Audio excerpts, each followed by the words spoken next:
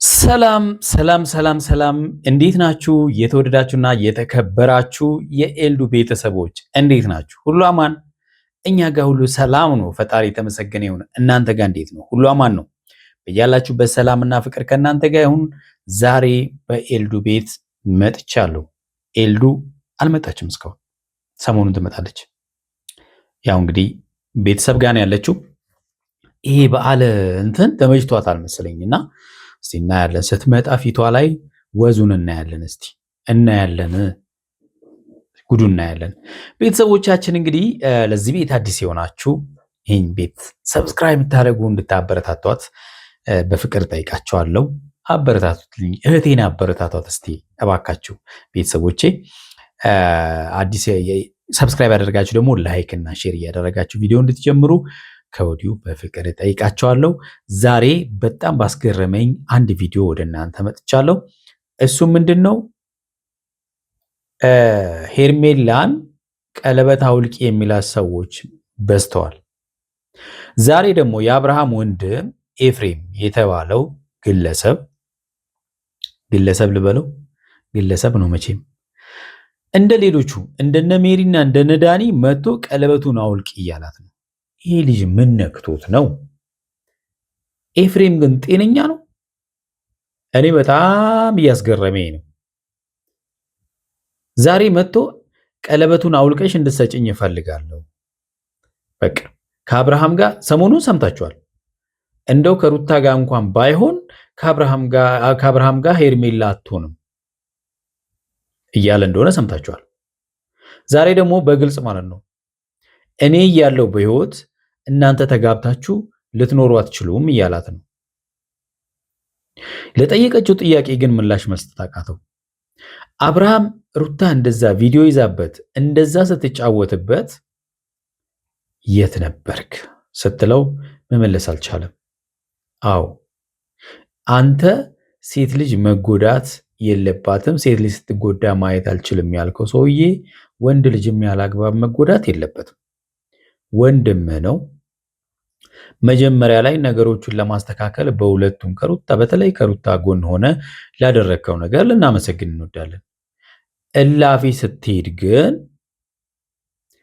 እሷንም እንደ እህት ተቆጥተህ ማስተካከል ሲገባ ጠፍተህ አብርሃምን እንደፈለጋ ስትጫወትበት ሳትገኝ ዛሬ መጥተህ እሷ አንተ እኔን ታግዘኛለህ ስለምትልህ ሩታ አንተ ብቻ ነህ ከኔ ጋር የምትሆነው ስላለች እነ ሜሮን እና ዳኒ አንተን ስላሽሞነሞኑ ነው ወይስ የወጉህ ነገር አለ? አይን ያለ አይደለ? እየሆነ ያለውን ነገር እንኳን አንተ እዛ ሆነ እኛ እያየን ነው እንዴ። አብርሃም እንኳን አፉን አውጥቶ አንተ ወንድሜ ነህ አይደል? ወንድሜ ሆነ እንዴት እንደዚህ ታደርጋለህ ብሎ እስኪል ድረስ ለምን ምን ቢበድልህ ነው ይሄን ያህል የሱ ሰላም አለመሆን ላንተ ሰላም የሰጠ ምን ስለሆነ ነው? ምን ማለት እንዴት ቻልክበት? በጣም አሳፋሪ ነገር ነው። እኔ ያየሁት በጣም የሚያሳፍር ነገር ስለሆነ ማለት ነው። ዛሬ መጥተ ያከበረችውን ሴት አብርሃም ፍላጎት አንደኛ ተፋቷል፣ ሁለተኛ ይሄው እንዳየነው ከደስታ ጋር ተስማምታ እየኖረች ነው።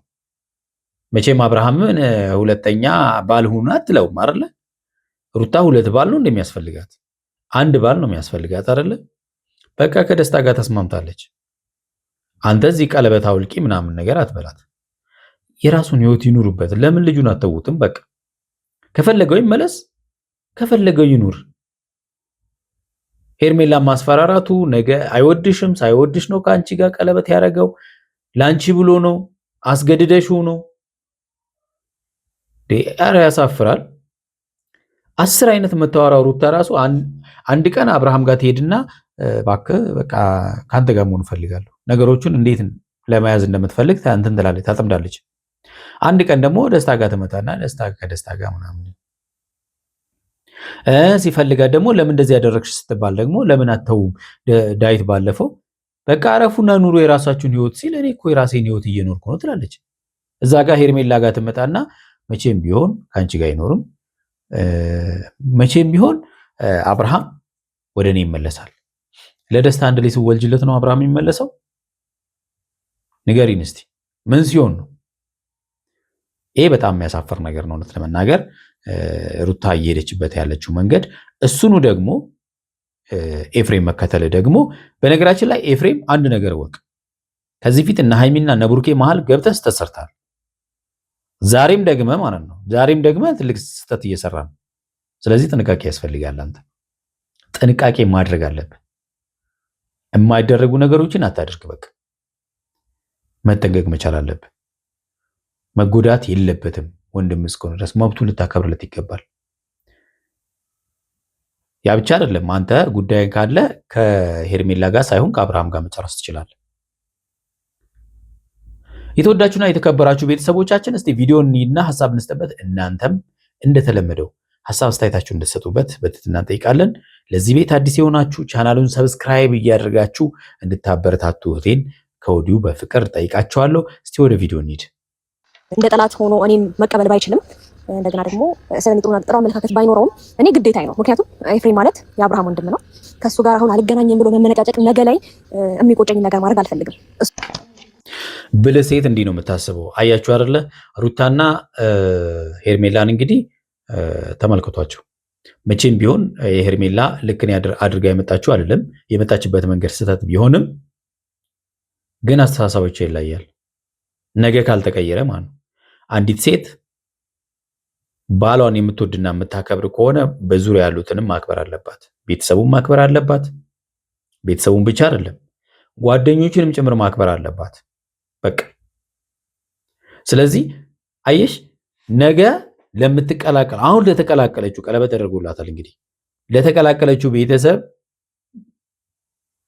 የሆነ ነገር ተናግሬ ባስከፋ አብርሃምን እንዳላከበርኩት ይሰማኛል አለች። ብልህ ሴት ማለት እቺ ናት። አብርሃም ብቻ ይዛ መኖር አትችልም። አንዲት ሴት ባሏን ብቻ ይዛ መኖር አትችልም። አንድ ወንድ ሚስቱን ብቻ ይዞ መኖር አይችልም። በቃ አለቀ። ሚስቱን የሚወድ ከሆነ ቤተሰቦቿን መውደድ አለበት። በእሷ የእሷን ጓደኞች ማክበር መቻል አለበት። እሷ ደስ የሚላትን ነገር ማድረግ አለበት፣ መስመር እስካልታለፈ ድረስ ማለት ነው።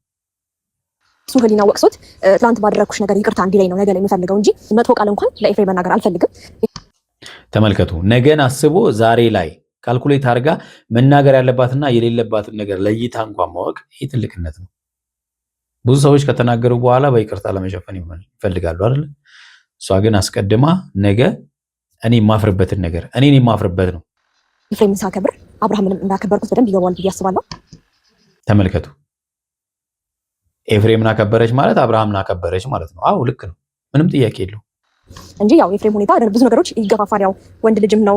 ከአንዳንድ ነገሮች አንጻር ብዙ ነገር የሚናገረው ነገሮች አሉና ያንን ነገር ደግሞ እኔ መናገር ወይም ደግሞ በዛ በልኩ መመለስ አቅቶኝ ሳይሆን ምላሽ የጥሩ ነገር ነው መሆን ያለበት። ምክንያቱም እንዳልኳችሁ ነው። አሁን ኤፍሬም ማለት አንድ የተናገረው ልንለያዩ ማንችል ሰዎች ነን። የማትለዩትን ሰው ደግሞ ከማትለዩት ሰው ደግሞ መጋጨት አስፈላጊ አይደለም። ተለያይታችሁ ከማትለያዩ ሰዎች ጋር ግጭት ውስጥ መግባት የለባችሁ። አለቀ። ከተበደልኩም እኔ ልበደል፣ ከተናገረኝም እሱ ተናጋሪ ሆኖ እኔ ልሸነፍ። እንደገና ደግሞ መጥፎ ነገር ሊናገርም አይናገርም እኔ ብሸነፍ ነው የሚሻለው። ምክንያቱም ነገር ቤተሰባዊነት ሼም ሊያስይዘኝ አይገባም። እውነት ነው። ነገ ለምታፍሪበት ነገር ዛሬ ላለማድረግ ጥረት ማድረግ ይሄ ትልቅነት ነው። የሚደበቅ ነገር ስለሌለ ሀሳብ ደበረክ? ለምን ይደብረዋል? ምን በካሜራ ፊት አይደል እንደፈለገው ሲናገር የነበረው? አብርሃም ጋርም ሄዶ እንደፈለገው ሲደነፋ የነበረው ኖርማል ነገር ነው። እውነታውን ስለሆነ ማውራት ኖርማል ነገር ነው። ሁኔታዎች ይገቡሻል ብዬ አስባለሁ እና ዛሬም ያው ለአውራሽ የመጣሁት እህት ስላለኝ ነው። ወይም ደግሞ ሴት ልጅ ስትጎዳ ማየት ስለማልፈልግ ነው በጸባይ እና በኖርማል ለአውራሽ የመጣሁት እና እያደረግሽ ያለሽው ነገር አሁንም ቢሆን ትክክል እያደረግሽ አይደለም። ምክንያቱም እህት ካለ መልካም ነው፣ እህቶች አሉ። ወንድምስ ሲጎዳ መጎዳት አለበት።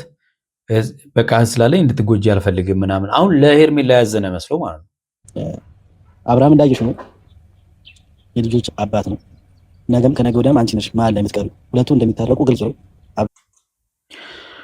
ምክንያቱም ሩታ ያለችውን ነው ሊያስተጋባ የመጣው ማለት ነው። ሩታን የላከችው ኤፍሬምን የላከችው ሩታ ነች።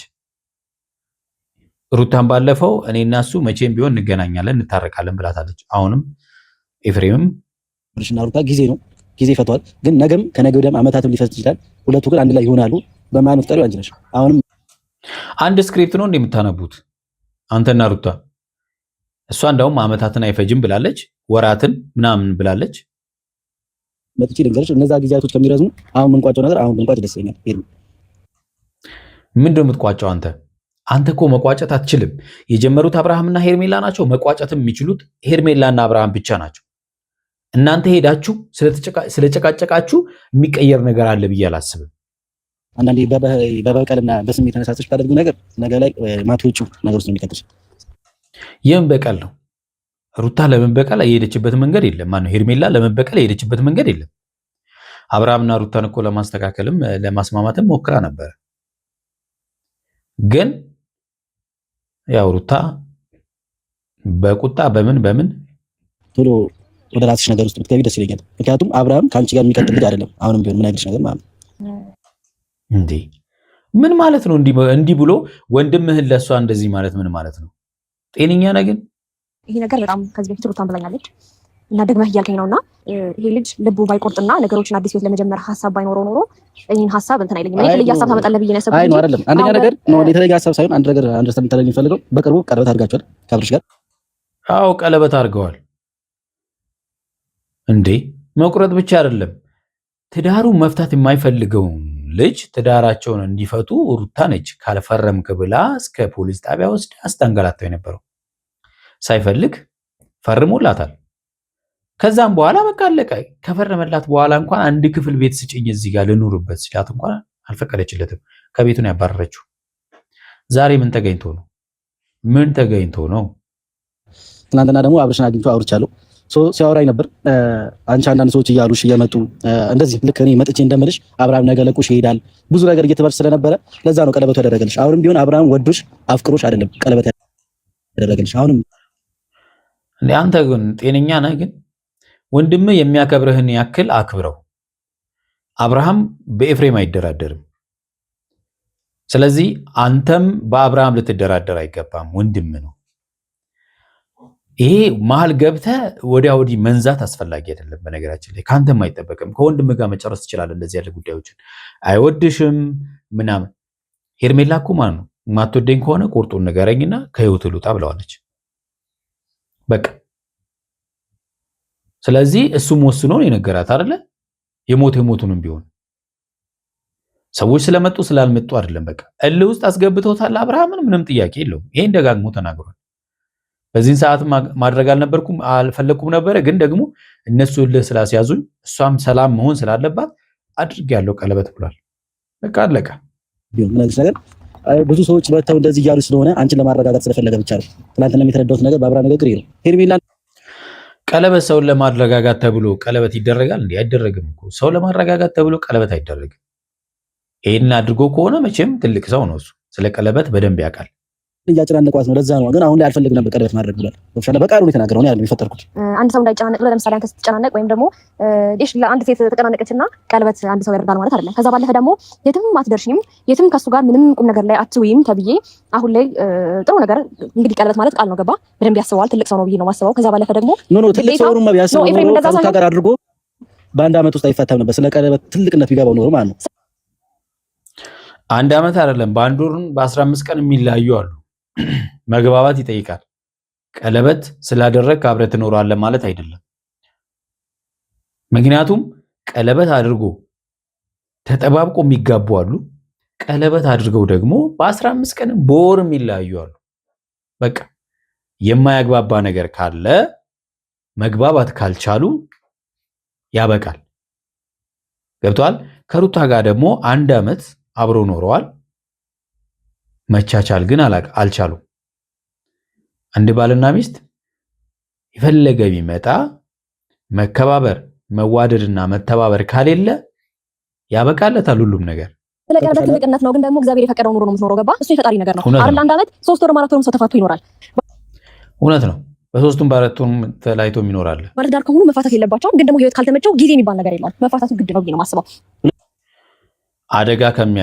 አደጋ የሚያደርስ ከሆነ ተጋብቶ ባለመስማማት ውስጥ ወደ አደጋ የሚያመራ ከሆነ ሁኔታው ግድ ነው። ለምን ሌላ ችግር መፈጠር ስለሌለበት ሁለታችሁ ጋር መፈቃቀር ሲኖሩ አብራችሁ ቆዩ። እየነገርኩሽ ነው። አብርሃም አንቺን አያፈቅርሽም። ነገ ላይ ተጎድተሽ እንድታረቃቅሽ አልፈልግም። ምንም ችግር የለውም። እስከ ዛሬ ድረስ አልቅሰህ አርቅሽም ከጎኔ እንኩት አይደለም። ዛሬ ላይ ደስተኛ ምን አንተ በአብርሃም ልብ ውስጥ እንዴት ልትወስን ቻልክ? እንዴት ልታውቅ ቻልክ? አብርሃም አትቀጥይ ይመጡብሻል። እንደዚህ አይነት ማስፈራራት እንድታደርግብኝ ነው እንዲመጣ አሁን እየነገርኩህ ነው። አንደኛ ነገር ላገኝህ የፈለኩት ኤፍሬም በዚህ መንገድ እንድታወራኝም አይደለም እና ደግሞ የተሻለም ሀሳብ ትሰጠኛለህ ብዬ ነው እንጂ ነገ እኔ እናንተ ብዙ ቤተሰባዊ ነገር ያገናኘናል ብዬ ስላሰብኩ ነው። አዎ ተረጋግታ እያወራች ያለችው ለዛ ነው። ግን ደግሞ ከሌላ መቼም ቢሆን ሩታ ማነው ሄርሜላ ድምጿን ከፍ አድርጋ ሌላ ሰው ላይ መጥፎ ነገር ትናገርም ሰምተናት አናውቅም። እስካሁን እኔ ሰምቼ አላውቅም። ደግሞ ትልቁ ነገር እናንተ አዳምጠኛ እንደማመጥ የሆነ ነገር ተናግሬ ኤፍሬም እንድትናገረዋለሁ ብዬ አብርሃምንም አንተንም ዲስሪስፔክት ማድረግ አልፈልግም። ገባ?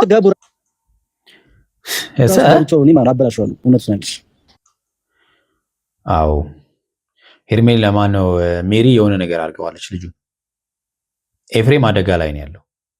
እሱ ብቻውን እንዲሆን ነው የምፈልገው። ሄርሜላ ጋር እንዲሆን አልፈልግም ማለት ምን አይነት አማርኛ ነው? ቆይሽ አይገርማችሁም? ከሩታ ጋርም አይሆንም፣ ከሩታን አይፈልጋትም፣ ከሄርሜላ ጋርም እንዳይሆን ማለት ነው። ችግር እንዲሆን አልፈልግም። በቃ አንተ በሱ ህይወት ላይ ምን ያህል ወሳኝ ሰው ስለሆንክ ነው እንደዚህ ወሳኝ ሰው ስለሆንክ ሳይሆን እንዲጎዳ ስለማልፈልግ ነው። እኔ እየጎዳኸው እንዲጎዳ ስለማልፈልግ ነው ማለት ምን ማለት ነው? ሲጀመር ወሳኝ አንተ አይደለህም። በቃ በህይወቱ ላይ የመወሰን መብት የለህም። አንድ ሰው ወንድሙ ስለሆንክ አንተ በህይወቱ ላይ የመወሰን ስልጣንም የለህም።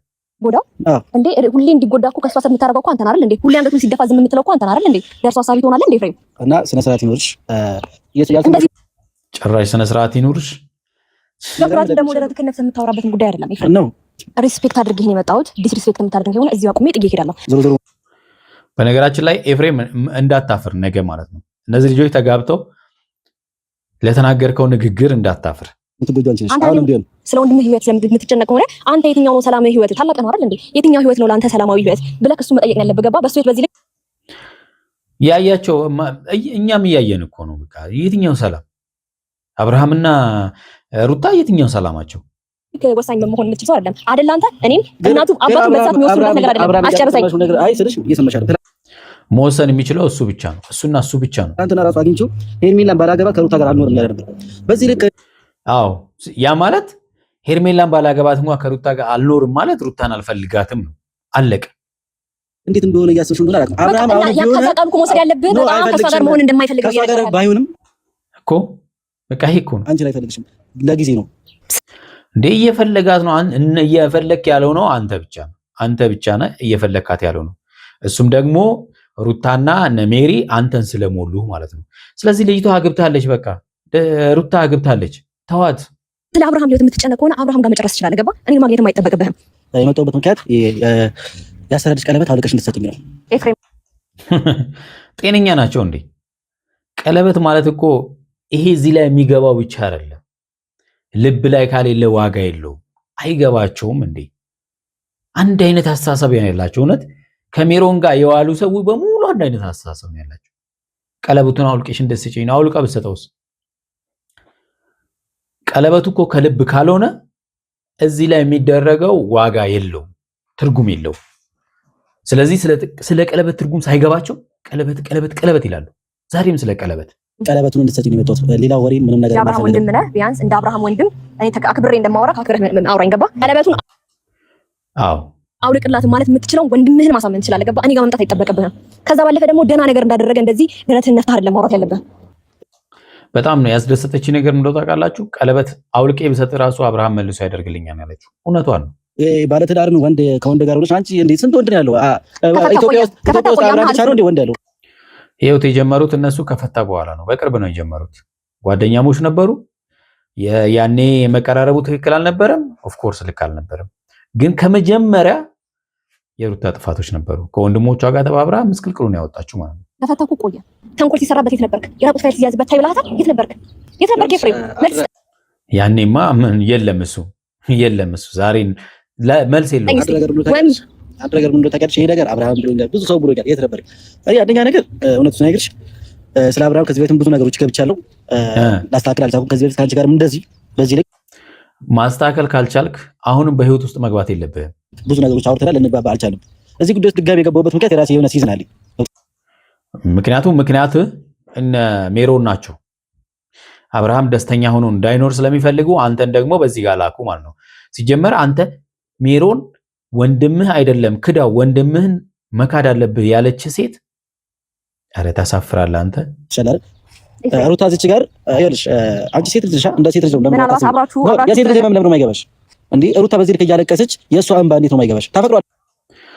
ምንድን ነው የምታለቅሰው? ምን ሆና ነው ያለቀሰችው? እያለቀሰች አይደለም የራሷን ህይወት ኢንጆይ እያደረገች ነው። ለቻብራም ትወደዋለች አይደል? እኔ ሁለቱን ለማስታረቅ በጣም ብዙ የሞከርኩ ሰው ነኝ ገባ። እነሱ ደግሞ ካልተዋደዱ እነሱ ደግሞ ህይወታቸው መቀጠል ካልቻሉ አዲስ ቤት የመጀመር ወንድምህ መብት አለው ገባ። አዎ ለማስታረቅ ሞክራ ነበር ከአቤል ጋርም ጭምር ማለት ነው ሞክራ ነበር አልሆነ። ብራምን አንቺ መኖር አይችልም አግብቶሽ መኖር አይችልም። ብትቆዩ 1 አመት ነው ከዛ በላይ አትቆዩ። በቃ 1 አመት እሷም ስለምትወልድ በኋላ እንዳትለያዩ ልትል ይሆናል።